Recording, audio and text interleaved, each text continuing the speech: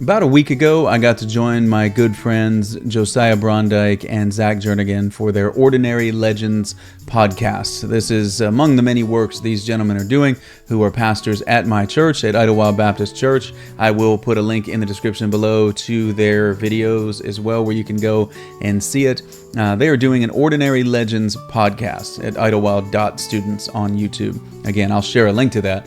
And I got to join for a discussion, as you'll quickly learn, on David Brainerd, what he's meant to me, his influence in the world, and just his amazing story. The Reverend David Brainerd, an 18th century missionary here in America, around the Connecticut area. I really enjoyed this conversation, and they've allowed me to share that video here. So again, I'll put a link in the description where you can see all of the Ordinary Legends podcasts or anything else from Zach and Josiah that they're doing at the church. Open invite to any of that. I really hope this talk is a blessing to you, as Brainerd's life has been a blessing to me. Welcome back to the Ordinary Legends podcast. I'm Josiah Brondike. I'm one of your hosts here today, and I'm joined by my fellow frequent guest on the podcast. It's me. I'm Zach. It is you. You are Zach. And I'm pushing buttons today. We're going to see how that goes. Which is crazy. And now, in that beautiful third shot, you also see our new guest, never been on the podcast before. Who are you and what do you sound like? My name is Joseph Patano. That's me. I always say Patano. I'm so glad we had this conversation. It works. It works. You've been angry this whole time we've been friends. And we waited for this public moment to tell me, hey, Zach, Joe, I have a question for you this morning. Yeah. Do you have more grace than a chair? I know why you're asking. But do you have an answer? That is a question that got a man we're here to talk about today in a whole lot of trouble. It was asked, it was answered, and it got him kicked out of a school. I know. It was like the greatest diss track ever, I think, personally. Yeah, and I don't know if I have more grace than Chauncey Whittlesley, but we'll see. Can I say, of what I know of you, yeah. I would say you do have more grace than a chair. But do you know Chauncey Whittlesley? I don't. I'm not speaking of him, but if you can work in that compliment into your conversation this week, more power to you. So the gentleman I think I got his name right. Today, orphaned at 14, expelled from Yale at 23, coughing blood in the wilderness at 25, and dead at 29. Yet, his life was useful. It sparked revival. The world over, his journals have made an impact. They made an impact on you. Yeah. And as of 7 a.m. this morning, I didn't know anything about this guy. So, Joseph, you're here as our expert. Who are we talking about today? David Brainerd was a missionary to the American Indians. And so we're going to talk a little bit about his generation, his day, I hope, and help people kind of see him where he was. And then we could talk about things that he said or wrote or did, maybe some takeaways, things like that on the man's life. Such a young man, and his impact has been, nobody knows the impact of this short life, as you've said, of David Brainerd. And yes, he impacted me directly, which I'd love to testify to decades ago in my own life. All right. Yeah. So what's the story? Give us our bearings, and let's dive right in. Okay. When are we talking? He was born in 1718. Okay. So this is, I wrote some notes here to help people kind of try to jump into this day. This is before America declared its independence, which is 1776. He would be dead for nearly 30 years before the Declaration of Independence is even written in the U.S. But he's hanging out here. We're in the Americas. He's born in Connecticut. Okay. So he was born in Connecticut. He died in Massachusetts, is buried there. I've got the quote of his tomb, which I hope to read later as an interesting witness to the man's life. But yeah, this is America. There's no light bulbs. There's no industrial revolution. There's no civil war. That would not happen till the 19th century. Right. So just trying to see Brainerd in the way that when we think of history, how far back do you go to a guy like that? How different was the world even 100 years ago, let alone there were no cameras. So we've got a few pictures here. This show what he looked like, but that's a painting, I guess. Look right? at the jawline. So and you said he passed away at 29? Yep. So, I mean, I know there was a lot more testosterone in people back then. So that could be like a 12-year-old. They didn't eat Chick-fil-A. There was no Chick-fil-A in his diet. Don't blame the Lord's chicken for our current T levels. There's estrogen. I reject that. So Brainerd was a interesting man. There's a painting. There's many. We have drawings. Yeah, we got a few drawings or paintings, you didn't have the invention of the first commercially successful gas engine until 1860. Yeah, they're riding horses. This guy died in 1747. Yeah. And rode 3,000 plus miles, they estimate, on horseback as a missionary. And we just got to try to get a sense of this guy, which I think is why the impact is so real, in a hut with a candle and a quill. He wrote so much, and he was kind of required to as a missionary. So we have his journal, which he kept for 7 years of his life, and so we have this chronicle of the man, and that's why we're here talking about him today. You wouldn't have known without this published work, but this is a long time ago. And it's just really interesting to think. The Ford Model T, you know what that is? Do you know what the Ford Model T? I'm from Michigan. So what's the Model T? So Henry Ford, that's like the first car that was on the market that was cheap. You could have it in any color as long as you wanted black. Yeah, that is the best. The best color was available. Right. And so it kind of revolutionized the way we did life in America. Not in his day and age. I'm not 1908, that thing came out. So, again, he died in 1747. Yeah. So I'm just trying to gear the time. Early America. And, if, some people might know Hamilton or whatever, not most accurate historic depiction necessarily. In what ways? I mean, what are you talking just about? In some ways. And so we're pre that. So we're in early America. Connecticut before it was cool. David Brainerd's born. Is Connecticut cool? I've heard Connecticut has the best pizza. Okay, what's like Delaware? Is that where the guy Connecticut with the Haven and the One Bite Challenge? Portnoy. I don't think it's Portnoy. Yeah, it's Portnoy. That's Fortnite. That's the one with the pew pews. Says Connecticut has the best pizza because it's not west of the Mississippi. The bread is not alkaline. There's something about the water. Now, take us to 1777 and tell us a little bit about his family life. Kind of how did the story get started? Amen. And so again, trying to picture David Brainerd, the man. You're talking about a guy that dies at 29. I mean, we live a lot longer than people often did, and you go back in history, not as long as some of those in biblical history, obviously. You go all the way back. But 29 years old, what were you doing? What was I doing at 29? There's a lot of testimonies of guys that are getting MDivs that are, in pastoral ministry in Europe and other places. Just a different day. He's born in Connecticut, like we said, 1718. He's the sixth child of 8 kids. His father dies. Yeah, big family. His father dies when he's 9. His mother when he's 14. So orphaned at 14. Yeah, he moves in with a sister that is slightly older than him at that time. And he is wrestling with his faith, the kind of thing we all do.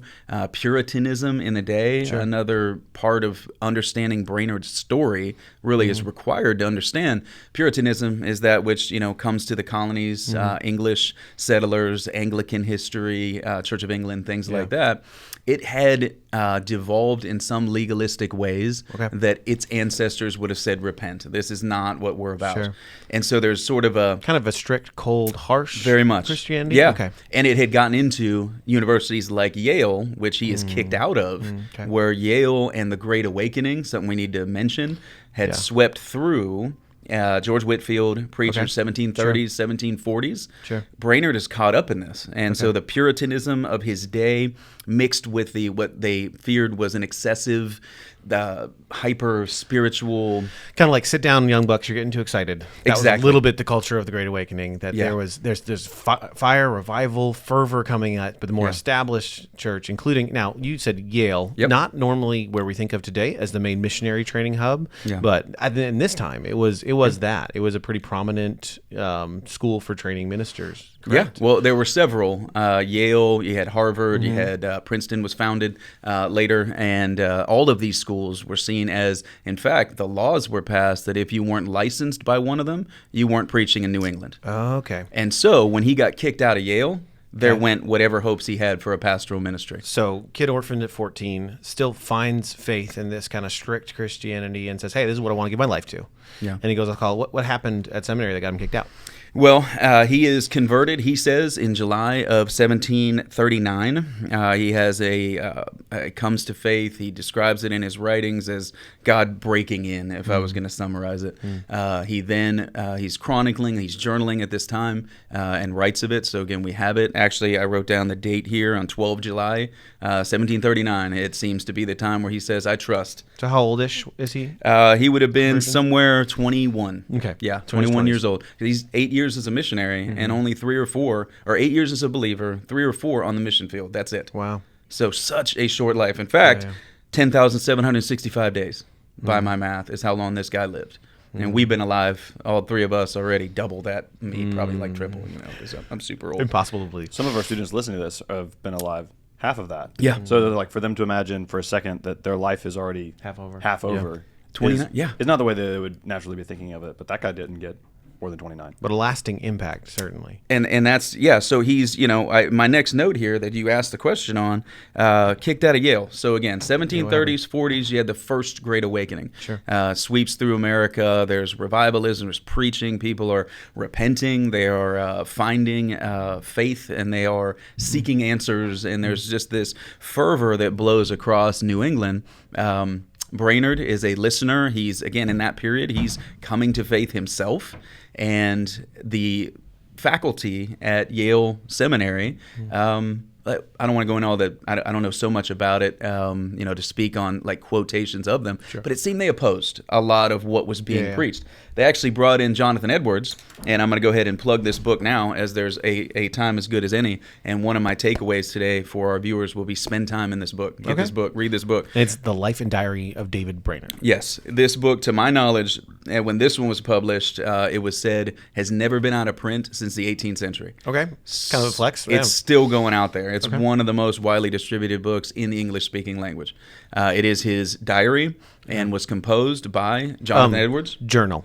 Much more manly. Much more manly. Yeah. It was not like a diary is pink, and there's glitter pens that you're using. I suggested to our middle school boys that they would maybe record something in a diary. There was rioting in the streets. They're like, absolutely not. I read a note from one of my daughters said I don't give her enough personal space. I don't know. That's what her diary said. And I just journal. No, it was a joke.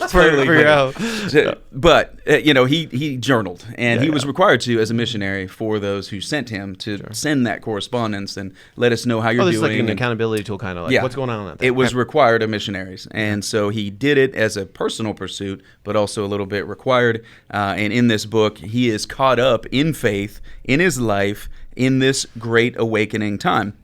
The faculty of Yale brought in the illustrious Jonathan Edwards, who is one of the greatest theologians America has ever produced. We'll talk about him someday, for sure. Yes, and he is brought in to sort of address the emotional, the spiritual life and what's going on. He preaches a sermon called The Distinctive Marks of a Move of the Spirit of God. I think I got that title right. Yeah.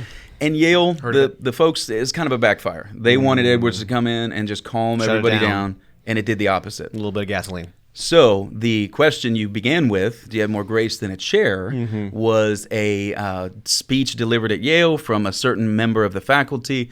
And when asked, young Brainerd, in his now born-again, seminary-pursuing pastoral trail he thought he was on, what did you think of that prayer that old guy did there? And his answer was, I think he has no more grace than a chair. He was expelled because they were censoring, fining students in many ways in those days. Yeah, powers that be heard that comment, didn't super appreciate it. And so at that moment, it'd be easy to be like crushed, defeated. Hey, the dream's over. It's don't over. Get to be a pastor. Don't get to be a missionary. Again, you couldn't sanction. Yeah. So, but we're still talking about a missionary. So how did he get from there to where we remember him for? He had met Edwards prior to his death, and we'll talk about this. He died in Jonathan Edwards' home, spent about the last 5 months of his life there, dying horribly, and died. He had met Edwards. Well, another guy that was familiar with Brainerd knew of his fervor, and again, he labored to get back into Yale. He apologized. He rode horseback. Again, this is Connecticut, where he's from. All of his missionary works are within a few hundred miles of where he was born. He was offered pastorates down on Long Island in the most luxurious and best parish in known world at the time, and he said no. And this was into his missionary journeys. This is a few years later. Sure. And a parish is like the house or the pastoral house that they have. Or you're talking about the parsonage or the parish? Like the parish where he's supposed to minister is on Long Island, New York. That's just across the Long Island Sound of maybe, if I had to guess, say about 50 miles from where he was born. It's a cush job. It's the cush job. Right. Edward said it is the most affluent, meaning wealthy, nicest parish I'm aware of. And he was offered a pastorate there.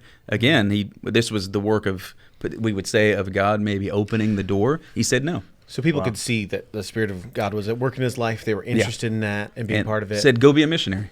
But you should be a missionary. So to where? Like, what was his call? He said no to Long Island, kind of where the money that was later. Was. Yeah. But where did God call him to be serving? He served in the Forks of the Delaware, in Pennsylvania. I wrote down to, as best I could tell, it was 3 different separate Indian colonies where he's at: New Jersey, again, Pennsylvania and Delaware.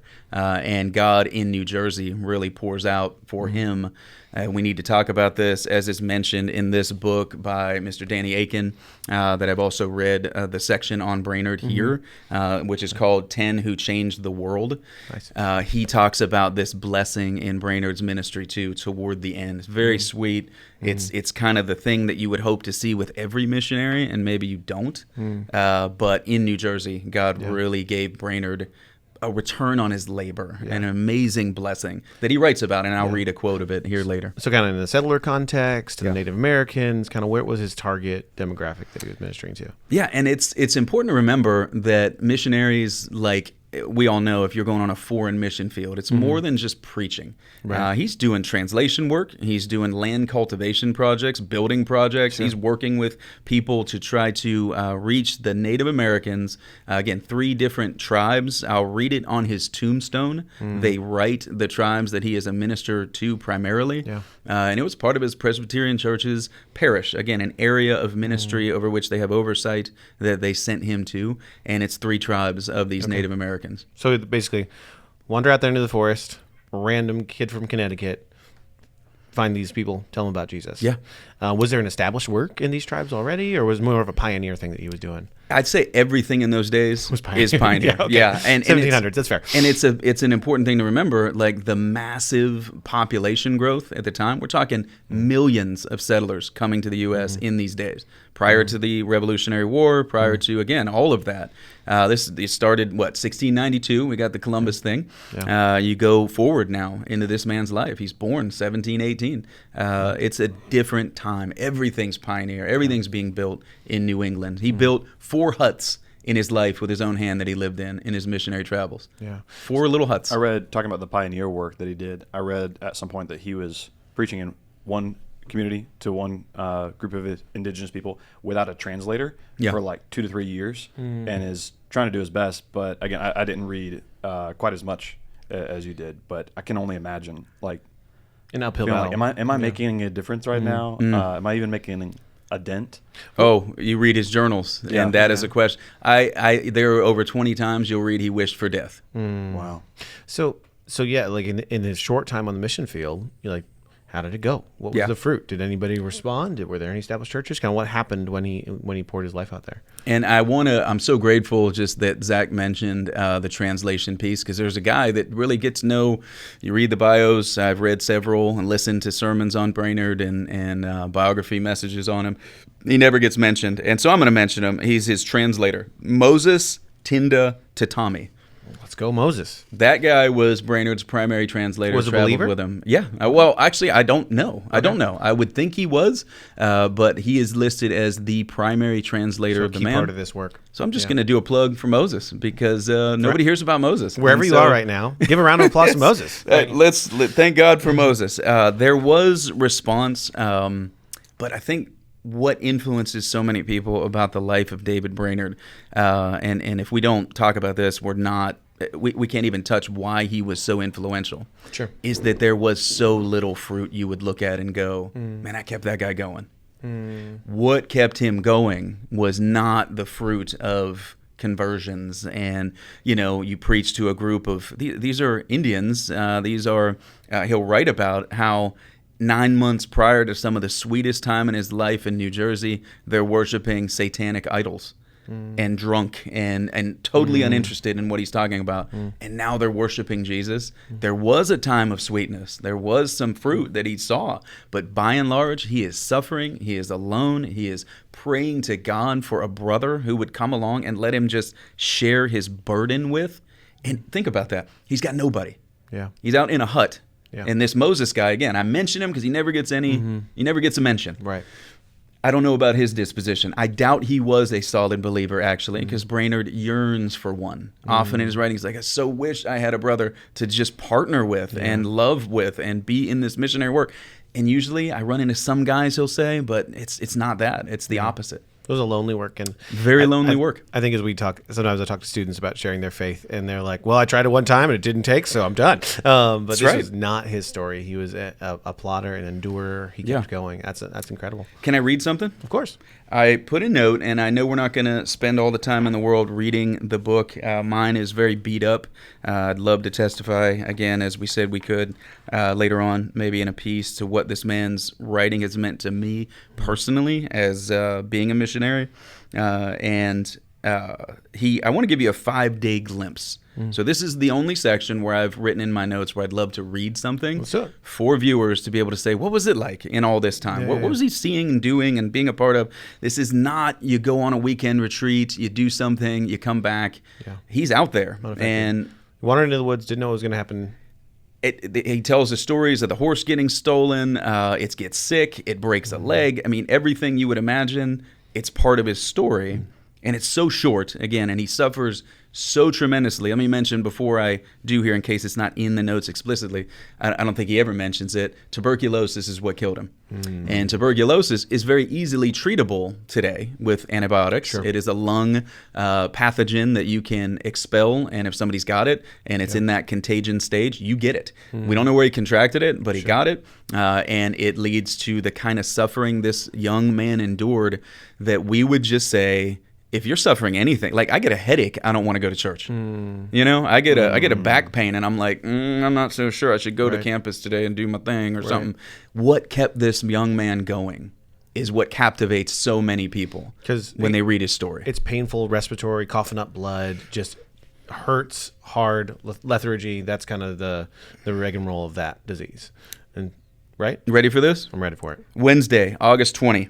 Having lain in a cold sweat all night, I'm going to resist tears because I've spent time with Brainerd trying to imagine this young man. I coughed much bloody matter this morning and was under great disorder of body and not a little melancholy. Who wants to define what that is? Melancholy is sorrow. It's a contemplative state, depressive. Depressed, yes. Okay, it's just an old word that we may not get. So not a little melancholy. But what gave me some encouragement was I had a secret hope that I might speedily get a dismission from earth.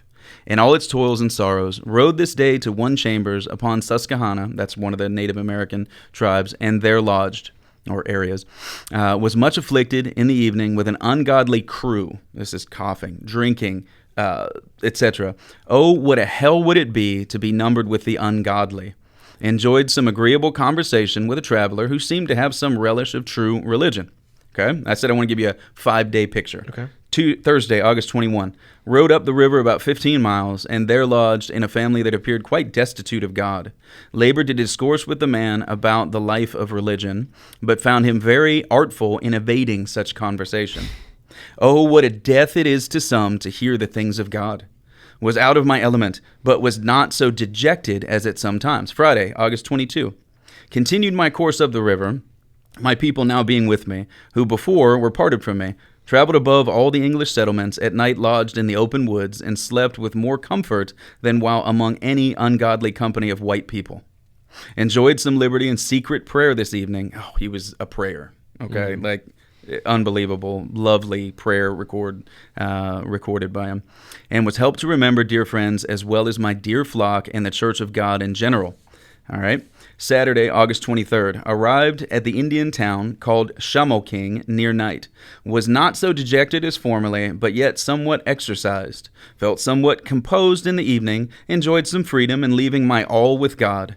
Through the great goodness of God, I enjoyed some liberty of mind, and was not distressed with a despondency as frequently heretofore. 2 more days, a part of 2 more days.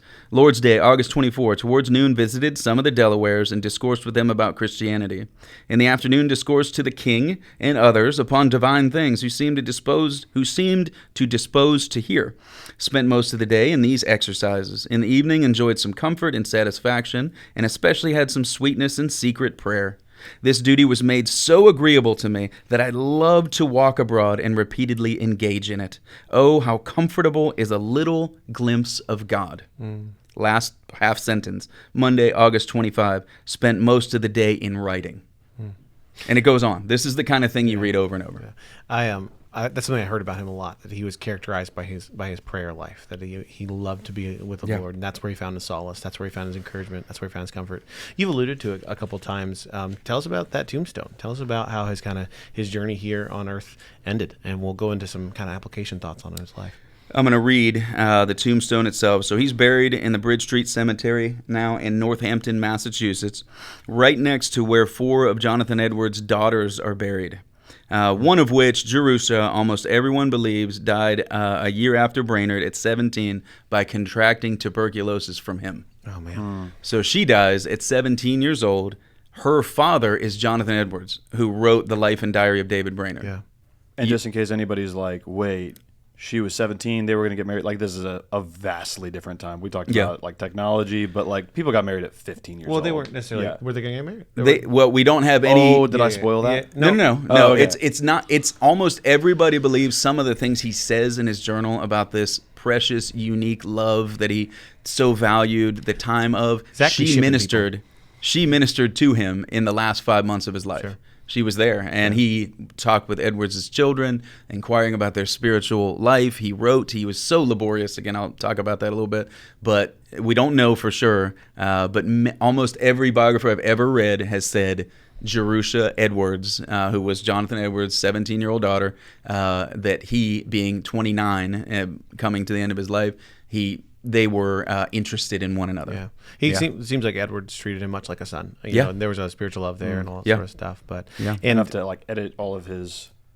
journals and publish them and distribute them. Well, I wish we had all of Brainerd's writings. Yeah. We don't have them. We have the journal, but he was let me read his tombstone.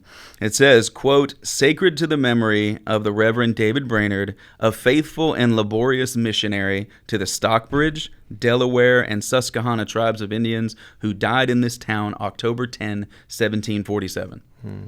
It's just a laying on the ground flat stone, nothing special about it. Next is this one of Edwards' daughters who died, some of which in old age, and then Jerusha's in there, dead at 17. But that's where he's buried. That's the memory of the man.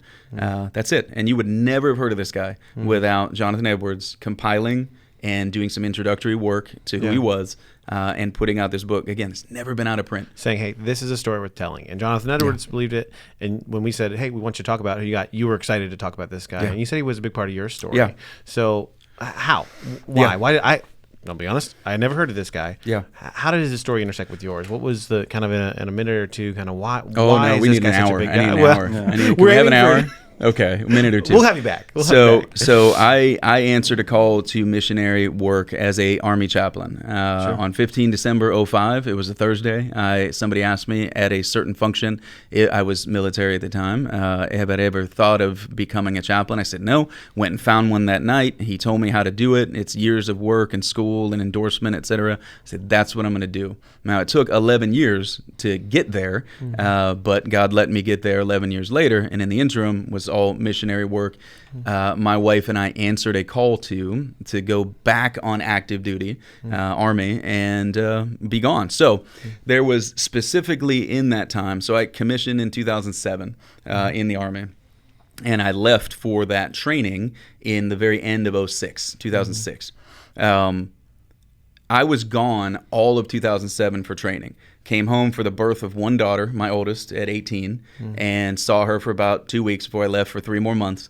Got together with my wife. I was gone from December 2006, the last week of it, through November of 2007 for training. I had to go do this, I had to go here, I had to go here, little week or two between those 3 major works.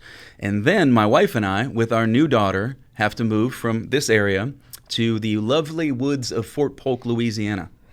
I won't tell you that story because I've only got 2 minutes. When you say lovely, seems like the most genuine thing you've ever said. If you told us your real feelings, you might offend people from that region of Louisiana. Which a large part of our listenership is actually from Louisiana. Any little known fact. Portion of our listeners. All of Louisiana. Anybody in the military goes, I know what he's talking about. Yeah, move on. I got it. Because it is, if the Army had an armpit, it would be one of them. Probably the stinkiest of the 2. Put that on a t-shirt. Yep. Yeah. And it's a truism. So JRTC, just say those words to an Army guy and he'll go, oh yeah, I got you.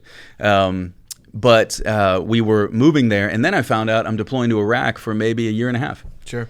And we're still in temporary housing with my 3-month-old daughter, and I'm leaving them. I've been gone a year, and it's time to leave for another year or plus. And what do? You play a sermon about David Brainerd, and you cry, and you look at your daughter, and you say, my goodness, I want to be with you. I don't get to be with you. I've got to leave. this is hard. And so really what kind of hits me is, as a dad, I have 4 kids. I was there for the first 8 months, it ended up being, of my first kid. I was there for the first 8 days of my second kid. I was there for the first year of my third kid, and I met my 4th kid when he was 4 months old. So we gave and died a lot to answering and going after a call. I wasn't even a chaplain yet. That was the last 7 years of my 21 on active duty, 26 years of service. And so the suffering and the dying that a man like Brainerd did, I got to do a little bit of it. And not to the tuberculosis, but to self. To self. And to say, there are many deaths. The call brings this sacrifice, and I'm willing to give it because the call is worthy. And you in his example, saw some encouragement there. Yeah. That really hit you. What's going to keep me going? What kept him going? You got to be drawing near to the Lord, because it isn't going to be the Indians. And it's not going to be the soldiers. And so there was a little bit of dying, and my advice to so many. We don't get to do any dying as extremely wealthy Westerners in the 21st century. We just don't get to. If you can at all and give it to the Lord, what a blessing. David Brainerd's life impacted so many because of how he died, but how he lived. No doubt. So a whole can of worms, but I feel like it has to be broached. Been doing student ministry for 15 years, a lot of public education system and stuff like this. And kind of, we're talking about tuberculosis. We're talking about pioneers going to the Indians and that whole they were given disease blankets and all that sort of stuff. And so sometimes we haven't really touched on it in this podcast yet, but the whole missionary endeavor, sometimes people are like, well, why don't you just leave them alone? They're in the woods with their own lives. They're doing fine. And anthropologists, people that study human development, don't always love missionaries. But for David and for Christians and for the whole missionary enterprise, why do we say, no, we go with this message and it's worth it? Even when it costs us and even if there are complicating factors. Can you speak to that a little bit? Because when you start thinking about the Americas and our immediate context and Indigenous Peoples Day, and we should be really grateful for they had their unique view of religion, and they were, why touch all that? Why voyage out into the woods? How will they hear without a preacher? Is that verse that comes to mind, which is that Romans 10 passage that people have to go. And the gospel is what God has chosen, the seeming foolishness of the message preached to save those who believe. So preachers, evangelism, prayer, going is the, we all know, right? The primary verb of Jesus' statement is make disciples. As you are going in the world, do this work. Well, what about these Indian tribes? There's a lot of overlap, and there's a lot of evil, and there's a lot of fallenness, and why people do what they do. Surely even among missionaries, motives and things. Paul talks about that in his own life. Some people seeking to add, things to his chains and make him miserable. But he rejoiced that Christ was preached, nevertheless. Even if they're preaching out of vanity, even if they're just trying to develop a platform or get famous. Because regardless of where people are from, there's actually one truth. There's actually one God. There's actually, to which everyone will give an account. And so missionaries like Brainerd and everyone that embraces this endeavor says, hey, I know you've got your own ideas, but there's a real God that you're going to answer to, and you've got to know about it. So I thought that was valuable. Zach, I think you've got some good stuff to share, and you're doing a great job. I got one more question for Joan. Maybe you can jump in. Sure. As a father, I've met you mostly as dad. I work with your kids. You mentioned you have 4 of them, very cool kids. And I know you think a lot about that call of dad. And so this man that has shaped your life, I know there's a couple that have hit me that I want to be able to pass on to my children somehow. The way that these missionaries have helped me, I want my boys to get it. If you were to think, okay, the one lesson, the one takeaway I'm hoping my children learn from Brainerd that would help them in this life. What's that one through line that you're hoping to see them catch? I mentioned it already. We get to die so little. We all know what dying produces. In fact, one of the verses, Zach, that we talked about putting up was in John 12, if we have that, what Jesus said of himself, and thus implying to the whole church, unless a grain of wheat falls into the ground and dies, it remains alone. I don't know if I'm getting ahead of you there. Yeah, I got it up now. Sorry, it took me a minute. Up. Right, but if it dies... You're doing great. And we already clapped for Moses. Everyone needs, wherever you are, stop what you're doing and clap audibly for Pastor Zach right now. I'll do this, or maybe this. This is the thing. You said John 12? John 12. Yeah, I got up there now, and sorry. 24, right? Yep. Verse. And yeah, so Brainerd, and if you read the story of missionaries, this book from Danny Aiken, again, 10 who changed the world. Yeah. Brainerd's one of those 10. They gave, and they gave with so little. And so my message to my children I want them to get is you lose nothing if it is given to the Lord. And I don't know, you don't hear that on the beach when you're on vacation putting sunscreen on. You don't get it then. And if it's in that verse, I hear this principle like, if you want your life not to count, if you want it to be wasted, if you want it to be fruitless, keep it to yourself. Yeah. Refuse to die. Refuse There to it is. sacrifice. But if you want fruit, Yeah. you must give. You must die. You must give the yes. And it may not be Brainerd. Let's thank God it's not Brainerd and tuberculosis and 29 and we're all there. But what deaths are you dying that Jesus says is what produces life itself? Yeah. Again, putting to death the deeds of the flesh. Those kind of talks in Scripture are everywhere. Yeah. What deaths are we dying? Yeah. Well, yeah, I was thinking about this quote To live. from C.T. Studd, who we'll get to eventually as well. But he said, "If Jesus Christ be God and died for me, then no sacrifice can be too great for me to make for him." Which is kind of like I think it's 2 Corinthians 5, where he says, "We've concluded this, that all have died. Therefore, he died for all. Therefore, all of us have died, and He died for those that goodness gracious, I'm going to butcher it. It's a tongue twister, but he died that those who live might no longer live for themselves, but for him who for their sake died and was raised." And just saying, like, when we get what Jesus did for us on the cross, there's no like thank you note that is enough to call it square. It's like my whole life has to be lived as a sacrifice. And you said we don't get to die very often. I think that's deep. So it's like, it's not to say like we need to be ascetic monks to like go seek out discomfort just for the sake of discomfort. But I do think we need to develop a pattern of saying, like, I am going to sometimes choose things that are difficult if they're right, and get comfortable being uncomfortable sometimes. Yeah.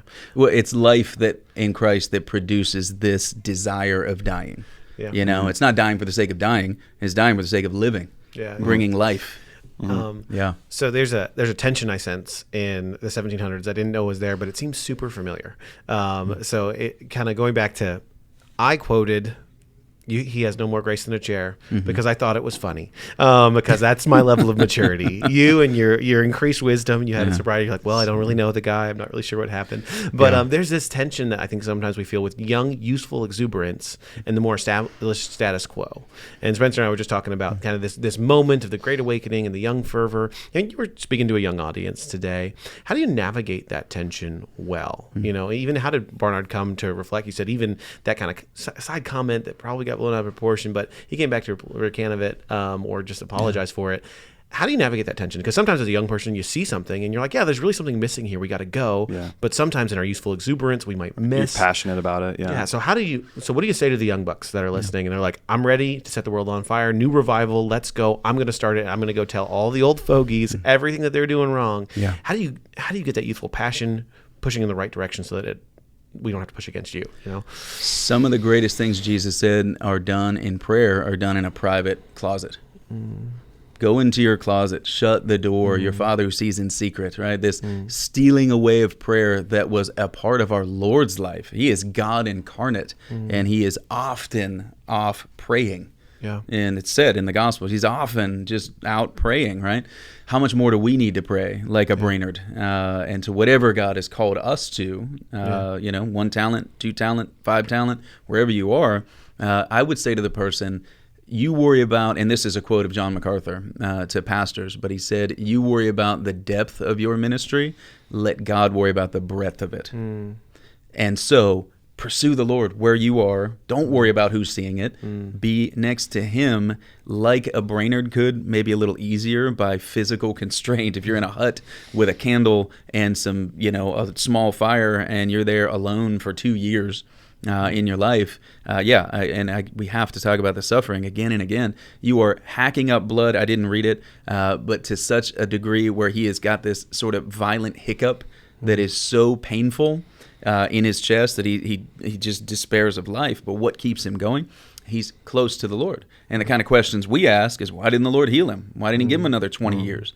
I don't want to, in the part of the takeaways, my question is, I think that's something we're all led to ask, like, why the suffering? Think of the Apostle Paul. And one of the verses, Zach, if you don't mind pulling it up there, that I had sent was Acts 9 in verses 15 to 16. So in the calling of the Apostle Saul, we call him Paul by his Greek name, he is, in his conversion, another brother named Ananias is sent to him to lay hands on him, to baptize him in water, to all these things. And Jesus says to Ananias, on Ananias' resistance to go to Paul, "Go, for he's a chosen instrument of mine to bear my name before the Gentiles and kings and the sons of Israel, for I will show him how much he must suffer for my name's sake." And Aiken writes about this too in his book. Why was Paul in prison? Yeah. It isn't that he messed up and somehow he's suffering. Would he have bore before Festus, before Agrippa, moving to Caesar's house, appealing to the law? Would he have borne witness to the gospel without the arrest? Yeah. So all the suffering Paul goes through is tremendous, but it's the reason he's in prison. Yeah. We talked about Bonhoeffer, and last episode, if you haven't checked it out yet, I'd encourage you to go listen to it. Oh, my goodness. So we didn't have Joseph on when we talked about Bonhoeffer, and he's been to the place where Bonhoeffer was executed. You got to see it in Flossenburg, biggest Germany. miss. He's lived some life. We gotta get more of Joe's caliber of men, that level of wisdom and life experience on more often. I'm available. But you let me know. Something that I love from Bonhoeffer's quote, I think it's from The Cost of Discipleship, is the way that he talks about it. To follow Jesus is a call to come and die. And I think so much of the way that we sometimes present the gospel is like, it's great, it's your best life now, it's going to be wonderful, he's going to fix your problems in your car and your girlfriend. But he's like, Jesus said, if anyone desires to live godly in Christ Jesus, he will suffer. Yeah. He'll suffer persecution, and there's a cost and a pain in that. And that's, I'm kind of a happy-go-lucky person. I'm pretty caloric and all those sorts of things. And, yep, you are. I like being positive, but I love that in this podcast we've chosen to highlight some stories and say, hey, you give God your yes, and he glorifies himself radically in your life. That might not look like stadiums chanting Jesus' name or your name. It might be a bit more obscure, and it might be in the throne room of heaven when people are rejoicing over your work, over your faithfulness. It might be the cloud of witnesses that's cheering you home, and no one on earth knows what you're sacrificing to be with him. But that's right. But Jesus is worth it. That's right.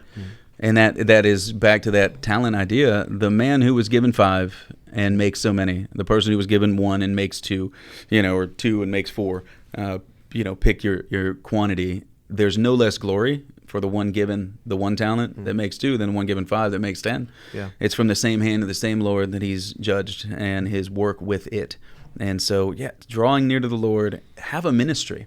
Pray for people. It does not have to be the extravagant works that we would love to see doing, and God calls some people to do.